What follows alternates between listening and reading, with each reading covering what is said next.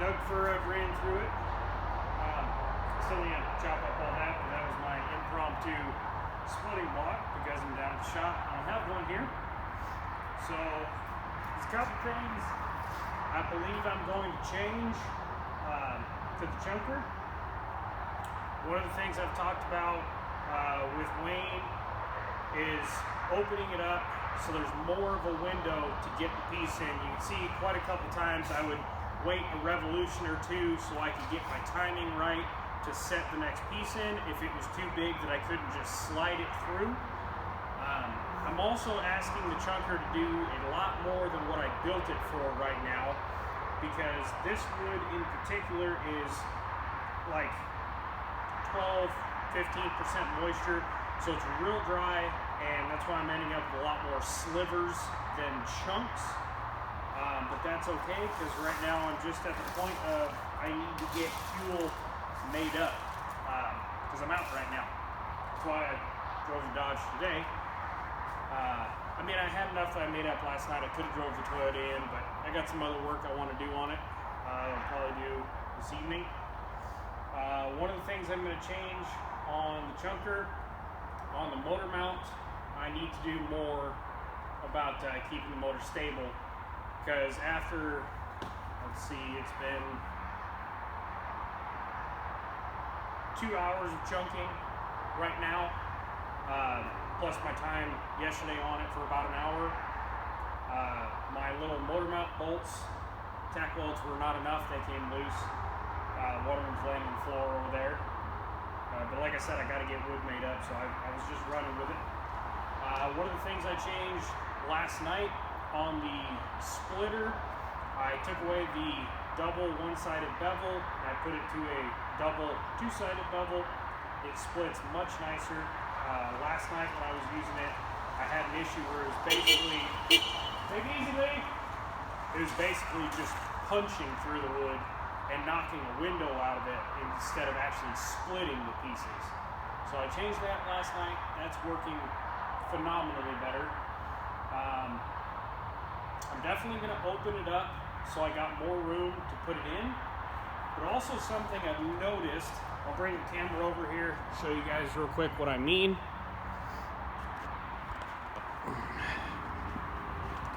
If I'm looking at the cutter, you can see this nice polished line. So that's about the thickest piece that I've chunked. And that was already, it was off of the edge of the anvil, so that was really too big of a piece because it wasn't being supported like it should.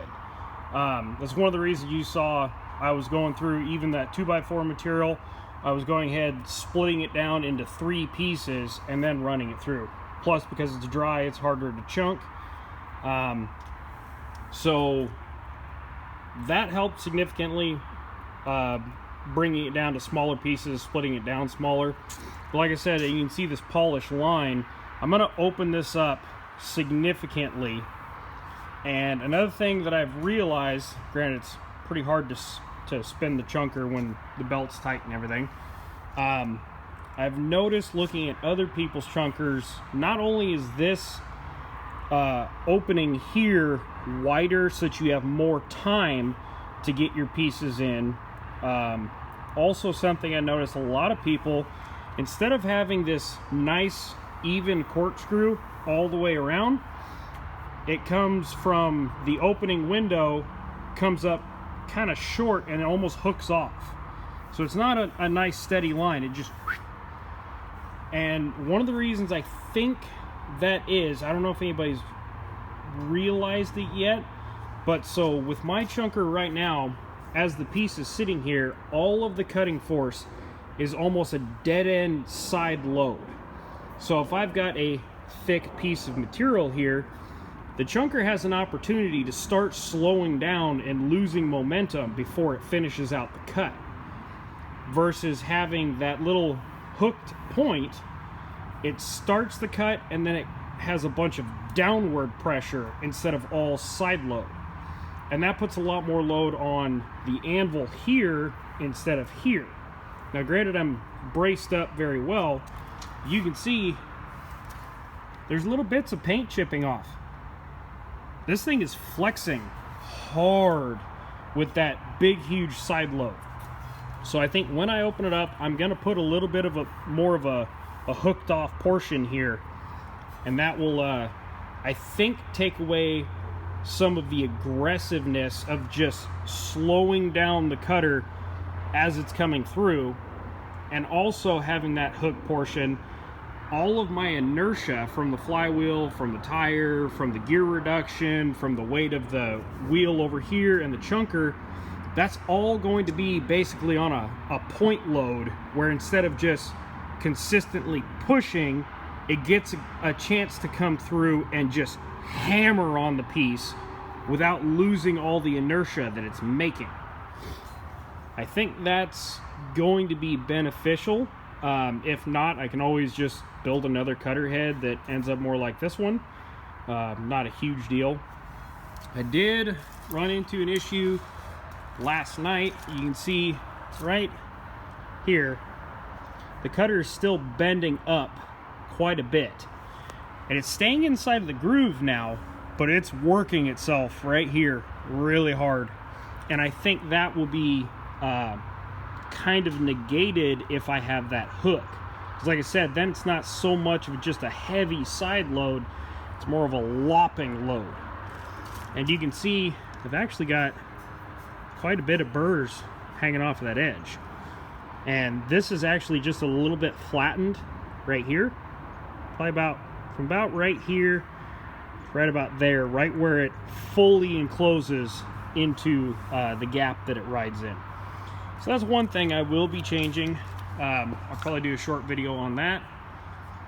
So yeah, quite a bit of chunks there in the buckets all around it. Got to sweep all that up. Plus I got all these bags made up, and I still have all of those 4x4s I got to cut apart because I'm going through splitting them with the axe, getting them small. Oh, and a side note, these pieces over here that you saw me kind of throwing to the side, these are pieces that are super knotted up that I just don't want to overload the chunker with. It's so new right now, I'm still learning it, so I don't want to be putting, you know, crazy loads on it. And some of these pieces, you can see, you know, I hit it with the splitter 4 times and it still didn't come apart. So those are pieces I'll take home, run through the table saw. Then there's pieces, you know, like this one here where big huge knots. You know, there's just no way. I mean, I could probably turn it sideways and get some chunks off of it, but it's just going to be easier for me to take that home, run it through the table saw. I mean, if I had a wood burning stove at home, it'd be going in there. But that couple pieces versus when I started, that cart was mounted 4.5 feet tall. You know, granted, I still have those little bits, but the amount of time I spent chunking here to create, let's see, how many bags do I have right now? 1, 2, 3, 4, 5, 6, 7, 8, 9, 10, 11, 12, 13 bags. That's, let's see, 4 days worth of fuel for driving back and forth to work. That amount of chunking at home on my table saw would have taken me close to 8 hours. And like I said, I still have all this to do, and I have a pile of 2x6s out back, 4-footers, that I'm getting ready to start chunking now that I've got all the 2x4, 2x3, and 4x4 material done. I'm going to leave this pile here so I still have a splitting block. And then, like I said, that'll all get loaded up, throw that in the truck, take that home and run it through the table saw. Give you guys a quick look. This is the type of material that, you know, the yard guys just throw over here for me to chunk up. But these are my primary fuel. Those big 4x8 pallets on the bottom usually have either a 4x4 or a 2x3 stringer, front and back, usually one down the center for about halfway, and all of these 2x6s going across the top that are 3 or 4 feet long. That's my primary fuel because there's enough wood in one of those pallets I can drive for a day. And I get 4 or 5 of those a week. And then I get all of these pallets here, which are really light duty. This is the 3/4 inch by 4, excuse me, pine boards that I was chunking yesterday in the first video. I get all of those. And when I get done breaking those all apart, Everything I already chunked up you saw was the bigger material, and then there's a pile of the 2x6s. So I'm going through, got my chop saw there, I knock these down into firewood lengths, and then take it in on the splitter, use the splitting attachment to break it down into smaller pieces, and then run it through the chunker, and that's how I'm making my fuel. A lot of work, yes, but compared to buying fuel right now, I mean, like I said, I just made 4 days worth of fuel in 2 hours. If I was working for those 2 hours at my pay scale, I only made enough money for 1 day's worth of gasoline. So my time investment to be doing these chunks and running my gas fire truck, man, it is just, it's a win-win. Thanks for watching, guys.